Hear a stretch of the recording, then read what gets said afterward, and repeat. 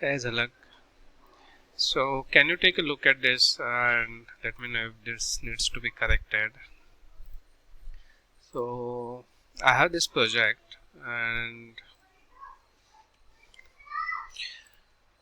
okay, so I have assigned one customer to this project and I have sales orders. Okay.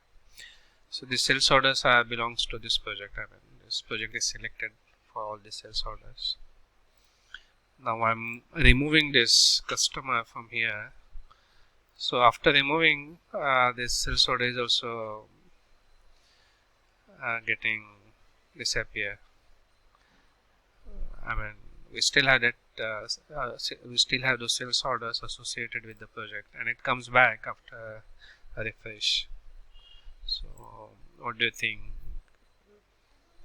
Should it go away when user remove the customer? Or first, it should check whether there are any sales order associated with it, and then we should hide it, or we should decide whether to hide or display it.